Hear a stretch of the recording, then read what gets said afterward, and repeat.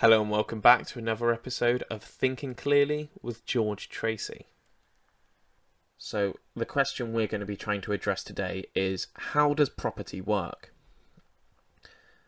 The reason we're doing this topic is I realise that as I'm going to carry on discussing Nozick in the future, it would make far more sense to make sure that I've covered the basics first, so we all know where all the pieces Nozick uses to build his philosophy come from, so to speak. And to avoid the inevitable chain of regress that happens in philosophy, where you keep going back and back until you end up in ancient Greece, I'm going to try and start from the early modern political philosophy. So, in this episode, I'm going to try to explain and discuss Hobbes, Locke's and Rousseau's attempts to explain what property is and how it comes about. I'll start by discussing each of their theories individually, and then I'm going to move on to discussing how they interact and which one's better. And hopefully this will explain where a lot of Nozick's arguments and intuitions come from, and it'll also explain how we can avoid one of the concerns against Locke's property system, which is his dependence on scripture to justify his understanding. So to start with Rousseau, he really was the wild card on this topic. He made a key distinction between possession and property, and clarified possession to be purely based on force and the right of the first occupant, and property, that which demands legal and civil recognition. So he wanted a difference between, I've got this because I'm big and strong and no one can take it from me and I'll stab you if you try, from property, which is something that's far more legitimate than just having the biggest gun. And Rousseau maintained that there were two ways of having possessions within the state of nature.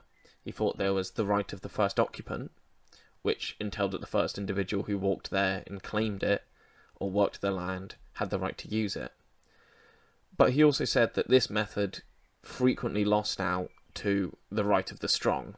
Again, you may have gone and found this, but I have a big sword, so I'm going to take it from you. And he very explicitly rejected the concept of strength having any actual fundamental justificatory powers. So you can't just steal something and say it's yours because you've got the biggest gun. And he stressed that it was literally nothing but the ability to force one's will on another, and that can't legitimize it in any way. As such, Rousseau believed that we turn to each other and create an association to, quote, defend the person and goods of each member with the collective force of all, end quote. However, he also claimed that the state providing greater security to your possessions, now property, doesn't make the property any more legitimate. A useful comparison you could draw would be to see the state as a pseudo-protectionist racket, where other than the force it wields, there is nothing legitimizing about it. It's simply that now the collective has the biggest sword, so to speak, but there's nothing more than just the might makes right that came in the first place. And getting from here to justifying a valid form of property is a circle Rousseau really struggles to square for the rest of his works. So all of the quotes and opinions I've taken so far have been from The Social Contract. So due to this, a commonly accepted interpretation of Rousseau's work is that he doesn't believe there is any valid form of private property. And this interpretation is quite strongly supported by his discourse on the origins of inequality, where he explains that he wishes it had been accepted from the start, before society started, that, quote, the fruits of the earth belong to us all, and the earth itself to nobody, end quote. For the rest of the episode, that's the interpretation we're going to use. I would like to say all of this seeming contradiction could well be reader error. I just simply couldn't pull a consistent message out of Rousseau's work. One minute he's anti-theft, which entails property. The next he seems to be anti-property, and then there can't be theft. If anyone listening is a better Rousseau scholar than myself, which really shouldn't be hard, please do leave a comment pointing out where I've gone wrong or what I've missed. That would be very helpful, and I'll try to put in the corrections. So moving on, Hobbes was basically the complete opposite. Hobbes believed that covenants provided genuine justification to claims of property. So the way Hobbes saw it was, instead of there being nothing that counted as being owned or having a justified access to, he basically saw it the other way. And as a direct quote, "Every man has a right to everything, even to one another's body." End quote. Now obviously, this is a really bad system to have, which causes conflict, because if I've got a justified claim to, say, your arm, and I decide I want it on my mantelpiece, well, I'm going to try and take it and you're going to try and stop me, but we're both legitimately allowed to do that. And so he believed that we create covenants where everyone who's part of it agrees to recognise property reciprocally to resolve these problems. So you own your arm and I own my arm, and I can't just take it from you. Likewise, we then say, I'm going to rescind my right to take the things in your house if you rescind your right to take the things from my house. And then everyone just kind of gets on with it from there. So within this model, property is sustained wholly by and on the force wielded by the sovereign. Unlike Rousseau, however, property was valid because of the force that justified it. So basically, Hobbes was just like, yeah, everyone can do everything and it's fine. So the strongest that can stop others doing what they don't want them to do sets the rules. And because we're all pretty much even over the long term, even if you're stronger than me, I could team up with someone else and kill you. So eventually we're all going to team up, and then there'll be someone in charge who tells us what the actual rules are. Now the problem is, property being just purely justified by force seems descriptively true to an extent. For example, if the sovereign of a modern nation, say for example the British government, decided it wanted to take my laptop, now I can't stop it. There's very little I can actually do to prevent this. However, we intuitively respond in a way which Hobbes struggles to account for. And we believe that just because you can take something from someone, or just because the government could walk in and take all my things, doesn't mean that it isn't still mine in some more fundamental sense. Now, Hobbes did try to offer limiting conditions for when the sovereign could use its force. He believed that all the sovereign's actions should be in the pursuit of the good of the people and for maintaining peace. Beyond this, Hobbes simply expects each individual to bite the bullet and accept that there is nothing to property other than the force to prevent others taking it, which they have entrusted to their sovereign. The same sovereign to whom, within his political theory, they've also awarded complete and unrestricted power, save some very small, ad hoc, inalienable rights, which amount to very little. Namely, the right to protect oneself from physical attack, and the right to not accuse oneself of a crime. Aside from that, he basically can't give you anything other than, well, it sucks the king wants you dead for not doing anything wrong, but, you know, he's the king. And this is where Hobbes fails. Prescriptively, he just doesn't really give us a solution other than sucks to be you, which isn't really what we want, obviously. So within any real-life application, a tyrannical system of governance which arbitrarily seized private property from its civilians would fit comfortably within the Hobbesian understanding of property. And since it is the sovereign that supports the property, the sovereign hasn't actually done anything wrong. It's not like the sovereign broke the law and stole people's property, because the sovereign just gets to choose the law. If the sovereign says, that's not your property anymore, that's mine, or that's his, then it actually is. And Hobbes' inability to address this issue of tyrannical governance really prevents it being a model that we can just willingly accept within the real world. But Locke's understanding of property can resolve quite a few of these issues. So, in contrast to Hobbes and Rousseau, Locke's understanding was centralised around the belief that there was a form of valid property that exists aside from the ability to prevent others from taking it. The basis of his understanding of property was predominantly theological, emerging from the biblical claim that God gave the earth to man. However, he still had to justify how common property became private. So he used a man eating an acorn as an example.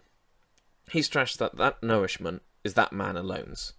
So, if I've eaten the acorn, then I'm the one who got the nourishment, it's mine. From this he asks, at which point did the acorn he found become private? As in, at which point do I own the acorn? And he concluded it was through mixing one's labour with the object. So, when I walked around in the woods and I found the acorns and I picked them off the floor, they then become my acorns. So if we walked to the woods together and then you found some acorns and I found some acorns, we'd both have acorns and that'd be fine. But if I went into the woods alone, found a bunch of acorns, walked home, and then you said, I want those acorns, well, the response is, no, they're my acorns. And we need to explain how they became mine or how they became yours. And it does seem that the part of mixing one's labour with it is what makes it yours. So I went and found the acorns, so they're mine. So Locke's system of property through the combination of labour can actually explain how rightful ownership of something can exist regardless of being unable to protect it. So for example, if you've gone out and found said acorns in the woods and you've brought them home, and then I come out with a gun and put it to your head and say, give me those acorns. Even if you give me the acorns, they're not actually my acorns. I didn't get them legitimately. They're still your acorns. I've just stolen them. And this is the first theory that's been able to explain that intuition, that you can have things that are your property, but that you're not able to protect. And he also had far greater restrictions regarding what can be done with or taken as private property compared to Hobbes. And could support this, since due to the distinction he makes between issues of legal and natural restrictions on property, such as not taking so much as to allow it to spoil, and there still being sufficient resources left for the rest. And finally, that one may not take the property of another without consent. Except for in very specific scenarios, Locke thinks these rules always hold. So if I came home with 1,000 acorns, but I could only eat 100 before they rot, then those 900 acorns aren't allowed to be mine. I can't say they're my private property, because I can't utilise them. And then Locke realised we found a solution to this: money. So if I go out and find 1,000 acorns, but I can only eat 100 before they rot, what I can do is sell those 900 acorns, because money doesn't rot. So it gave me a way to exchange things for long-term use. And the way he defends this is he gives the example of, if I own acorns and someone else owns gooseberries, and he wants some acorns and I want some gooseberries, we can trade, and there's nothing wrong with that. And he said it's the exact same. If someone's got a bunch of acorns and someone's got, say, a diamond or a piece of gold or a shiny rock that I've taken a fancy to, and he wants the acorns and I want the rock, and we're both happy and swap, then who can say we're not allowed to do that? And then this rock I can store and use for trade later on, say next season. So the examples of scenarios where Locke thought it was okay to break these rules is where if the resource was being drastically underutilized, and so its potential is being allowed to spoil. So, say for example, someone had a field that they technically owned but had deserted and hadn't done any work on it for years. If there were another who wanted to plough the soil, sow seeds, and water the crops, and thus use the land far, far more efficiently than it was being used, they could then kind of reclaim that land because they're massively improving the utilization of it. And this is where our modern eminent domain laws come from. So, for example, a business can be forced to sell its land to build a motorway. And the justification is, well, the utilization of the motorway will be far, far, far higher than the utilization of the land as a business, which we can pick up and move. Now, Locke realised there were problems with how do you actually quantify this? Does it have to be 100 times better utilised or 1,000 times better utilised? But at least for the moment, we'll take the argument as it stands. And the other option was by prerogative, which was reserved as the right of the sovereign to act outside the laws for the good of the people. And the key and really important distinction between Locke's use of prerogative and Hobbes's laissez-faire approach to power is that Locke believed that the sovereign itself is not outside all law, despite being able to act outside the law it prescribes. This created a system where the sovereign could break the contract it has with his subjects, which is something that you just kind of can't do with Hobbes. And this provides substantial positive normative explanation for the nature of property under Locke's model. In true instances of emergency, the sovereign can act outside the law, but this also provides a system of checks and balances to ensure that this power isn't misused. So a good example being, during the Great Wars, the government was allowed to seize independent people's leisure craft for use in the war effort. And I think very few of us feel that that was something that was illegitimate. However, if the government just decided to do that tomorrow to pay off international debt, we'd be like, whoa, hang on there. You can't do that, that's not fair. And Locke's system is able to give us this distinction that we need. However, a common critique of Locke's understanding is that it relies on God's awarding of the earth to Adam and Eve as basic justification as to why people can own property. And they worry that there's a reason to doubt that he can justify his system in a non-theologically dependent way. But this genuinely doesn't need to be a concern.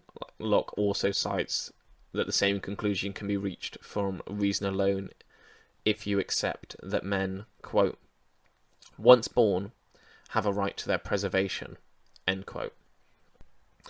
Another possible method, but less philosophically stringent version of protecting Locke's argument against this, is simply saying, well, his solution is the best we've got, and it's the one that best maps what we do, and especially best maps what we do when things go well. So, even if there were no defence to it, other than demanding theological baggage, which I myself would not accept, you could still say, well, we need to act as if this is true in the real world, on the pure reason of, well, it stops people killing each other, and everyone seems to be able to get on with their life. So, it's pretty good. So, when we're comparing these theories, I think the most vital criteria for an understanding of property is that it be descriptively accurate and prescriptively successful. So we want it to say how things work now accurately, but also have good answers for how things should work. Rousseau's understanding of property, or at least my understanding of Rousseau's understanding of property, is a far cry from our common sense intuitions, and prescriptively leads to the denial of private property. And I think it's fair to take it as uncontroversial that systems of governance that reject the validity of private property, such as the Soviet Union or Maoist China, stand as the epitome of inherently flawed and unsustainable models of governance.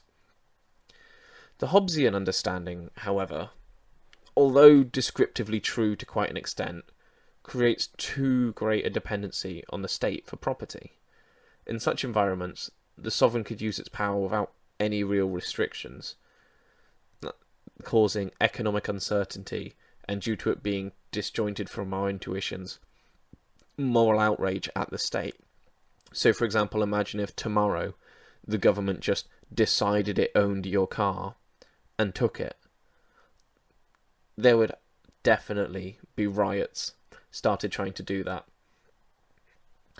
Whereas Locke's understanding solved Hobbes's issue of overprescribing power to the sovereign, and for this reason, as well as being the most descriptively accurate, he seems to be the philosopher who's given us the best answer to how do we get property and how does property work. Thank you very much for listening. I hope you enjoyed this episode. The next episode will be about how Locke and Nozick's beliefs about property interact with each other and how Locke informed Nozick's beliefs. So until then, thank you very much for listening, and if you did enjoy, please do like and subscribe.